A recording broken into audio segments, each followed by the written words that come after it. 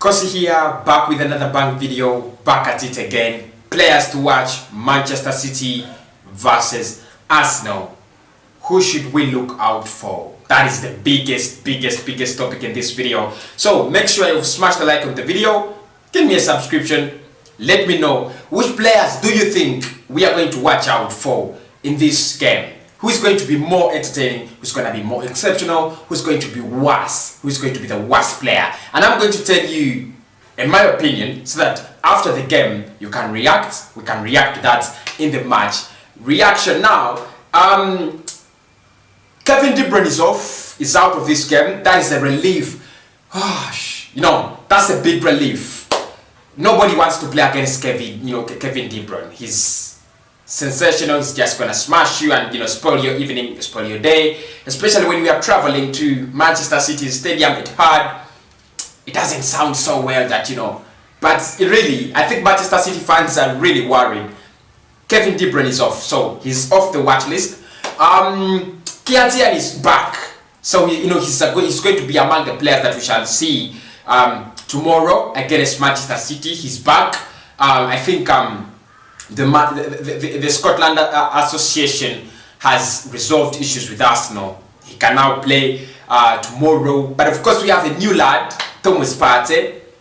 They also have new players, of course. So, who should we watch out for in this video? I'm going to be breaking that down, reasons why, and who is on the watch. One, I think Burnley is going to have a very busy day, especially when you're playing a club like Manchester City. They attack all the time. They are going to put threats to your goal all the time. He must be top quality. He must be top class. He must bring in those gloves that he brought against Liverpool in the Carabao Cup.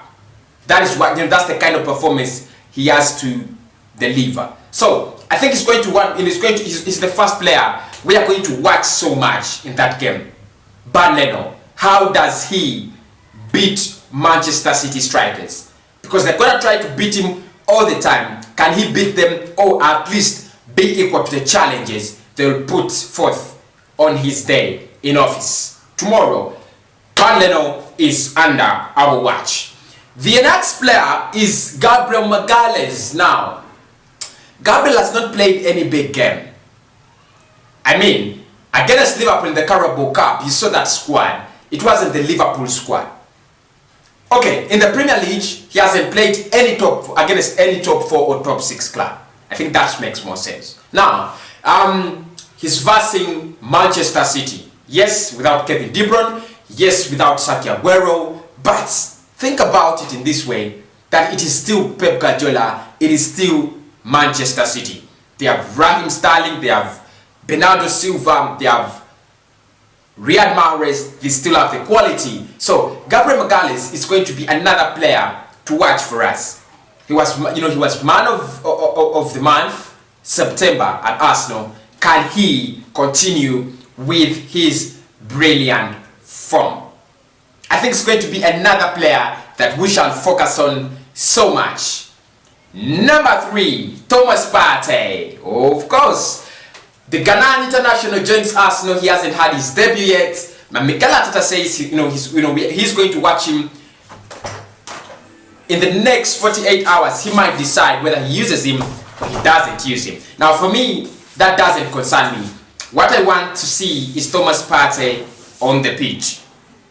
That is when I can decide, is he good enough or not good enough. But it's going to be another player to watch. Leave alone what he can provide on the pitch, but the money. How excited Arsenal fans were expecting him and all that kind of stuff. Is he a big game player? Because so many players come, they can play very well against small teams, but the problem, are you a big game player? So Partey is going to be under our watch. What can he add to Arsenal? What can he change in that midfield? That's going to be one of the biggest decisions that Mikel Arteta makes, either to start him or to drop him to the bench. But I think, for me, even if he doesn't perform so well, I'll give him time, like 3-4 matches to catch up. Like Mikel Arteta said yesterday, he's just new to the league, new to the club. He's learning everything new. although he's 27, but it's not going to be easy for him to adapt, right? So, but he's another player that we are waiting to, get the binoculars, and we are like, okay, what is he doing with the ball right now? Yeah, Thomas Partey. Player number 4, players to watch in this game, is going to be Aubameyang. Now, Aubameyang scored against Fulham, and that was all. He has not scored again this season. And you know how strikers can be hurt by a long drought. So, Aubameyang really needs to get his goal-scoring boots as soon as possible. I'm not really putting a lot of pressure on him, even if he doesn't score.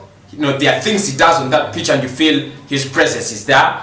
But as a goal scorer, he has branded himself as a goal scorer, so he needs to get his name onto the score sheet no matter, by all means.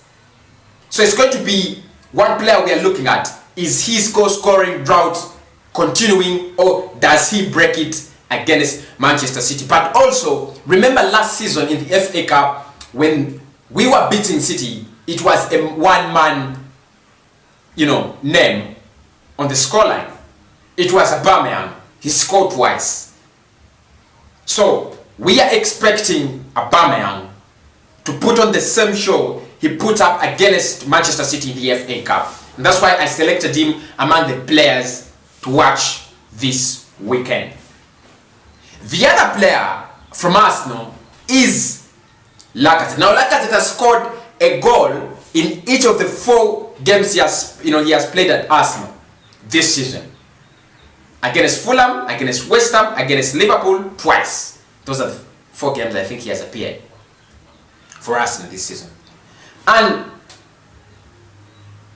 you ask yourself, when you look at the kind of goals he has been scoring, apart from that West Ham goal, I'll give him the credit, the timing, the energy in that header and everything. I'll give him the credit. But that Fulham goal, no, I don't give him any credit. I don't. The Liverpool goal, I'll give him some credit, the positioning, and I don't know whether he was lucky or he did it with skill, but he really missed clear-cut chances. And that's why we have to put him in the limelight today.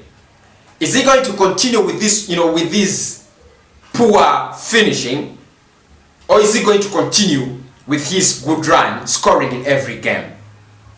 So I'm also watching closely Lacazette. Can he deliver what he has been delivering ever since the start of the season? So for me, those are the 5 players to watch from Arsenal. 5 players. Bernd Leno, because it's going to be a very big Z day in the office for him. Gabriel Magalhaes gets his first start against Manchester City, a very difficult side, especially when they are attacking you. Thomas Partey literally knows nothing about the league, but here his debut is going to be against Manchester City. Pierre-Emerick Aubameyang needs to break his goal-scoring drought, and that should be against City, because their defense is so suspect. So you can just break through it, and then that striker Lacazette, is he going to continue wasting chances, or is he going to start a smooth run, scoring the goals as they should be scored? 5 players from the Arsenal side. Now, 5 players from the Manchester City side. Who do we think are going to be troublesome for us in that Manchester City side? 1, Ederson. Now, if you think about Leno and you think about the goalkeeping class he has, you never forget and never rule out the class of Ederson. He's a very nice goalkeeper. Actually, he's one of those players I look at, in goal, and I'm like, I think City have 15-20 points from this guy. Yes, I know he makes some mistakes, just like Alisson, but for him, he's more consistently in goal, and I think it's going to give us a lot of trouble getting past him. The next player is Ruben Diaz. Now, Ruben Diaz signed from Benfica to Manchester City. He's a defender. Of course, the problems of Manchester City in defense are not yet over. But you think a player like Ruben Diaz, with all his experience, with all the money they bought him, he has to put on a show. I mean, he wants to show you that I'm not a Harry Maguire somewhere, right? And if he's going to show us that he's not a Harry Maguire, there's got to be class. There's got to be class. He's new to the Premier League and he's versing one of the hungriest forward lines. Willian, Pepe, Aubameyang, Lacazette. They're going to trouble you all night long. Willian shifting from wing to wing, crossing over through the middle of the park. So you've got to be on top of your game. Ruben Diaz is another player we should be looking at in that Manchester City versus Arsenal game. Moving forwards, now that should have been Kevin De Bruyne. That should have been the name that comes up right now. But I think Phil Foden is the other player. He scored against us in that, was it even 3-0 win against 3-0 win. David Luiz costing us a whole match after the pandemic. After we came back, we reported back for the pandemic. But he's going to get a chance to play for Pep Guardiola, I think, because where Kevin is away, then you think Foden might get a chance. So what can he do as a young lad? Very talented, supernatural talent. He has very good things on the ball. What can he do for Manchester City, right? So I think that is another player to watch. Raheem Sterling and Riyad Mahrez. Those are the other two players we have to watch at Manchester City. You know how dangerous they are. Sterling has improved so much under Pep Guardiola. So much you just can't ignore him. He has improved extremely so much. Riyad Mahrez, you don't doubt the quality, you don't doubt the talent. You know what he can do. Very good at scoring goals, and the best thing, he can reduce the numbers. So Gabriel Magalhaes, Kian Tierney, Heki Bellerin, David Luiz, they need to be very careful with Riyad. Very good at set pieces as well. So Leno has to be on his watch as well. And then Sterling, the pace. He has that pace. Very clinical these days. He scores the goals, not like the way he was at Liverpool. He's no longer wasteful. It's going to get, of course, don't remember that chance against Lyon in the Champions League. Oh my God, they should have gone through, right? They should have gone through, but that punk somehow missed a sitter. So I think we should be very careful of Sterling. We need to watch Sterling, and we also need to watch Riyad Mahrez. But you can never also forget Bernardo Silva.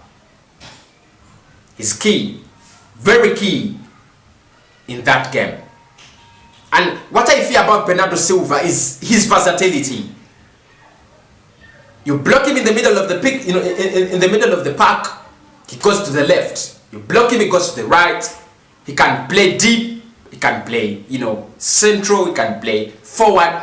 That is the problem. That is why I'm so afraid about him. It's just like a Juan Mata, a prime Juan Mata. When you just can't stop him. Those are the kind of players. So I think those are the players we need to watch for the Manchester City side. Ederson, Ruben Diaz, Sterling, Riyad Mahrez, Bernardo Silva. Did I forget anyone? I don't think. Sign out.